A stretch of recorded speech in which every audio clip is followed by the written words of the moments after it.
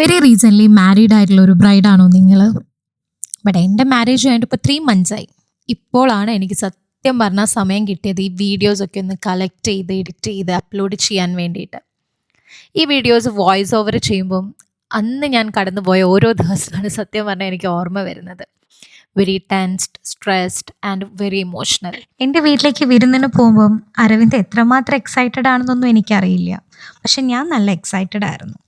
കാരണം നമ്മുടെ dream come true എന്ന് പറയുന്ന പോലെ നമ്മൾ ഒരുമിച്ചിട്ട് എൻ്റെ വീട്ടിലേക്ക് എൻ്റെ അച്ഛൻ ദേ വലത് കാല് വെച്ച് ഞങ്ങളെ വീട്ടിലേക്ക് ക്ഷണിക്കുമ്പോൾ I was like, oh my god, ആ ഒരു റിയാലിറ്റി ഉണ്ടല്ലോ, അത് വേറെ തന്നെയാണ്.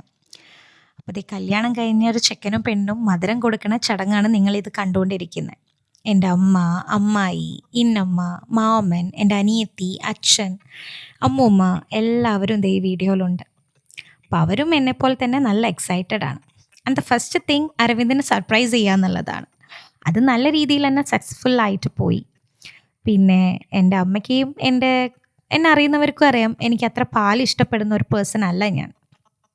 അപ്പോൾ എൻ്റെ അമ്മ എന്താ ചെയ്തത് വെച്ചാൽ പാലിൽ കുറച്ച് പഴം സ്ലൈസ് ചെയ്തിട്ടു അതൊന്ന് ഇച്ചിരി ഒന്ന് പായസാക്കി എടുത്തു. അപ്പോൾ മധുരത്തിന് മധുരമായി, പാലും പഴവും കൊടുക്കുന്ന ചടങ്ങുമായി. അപ്പം അതിനു മുന്നേ എൻ്റെതേ അമ്മയും ഇന്നമ്മയൊക്കെ ചേർന്ന് അരവിന്ദിനെ എന്നെയും ആരതി ഒഴിഞ്ഞ് വീട്ടിലോട്ട് വീതി കയറ്റി.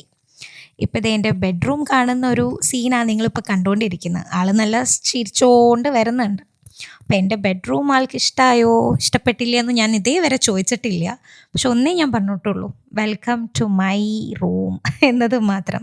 Because it's my private place Yar.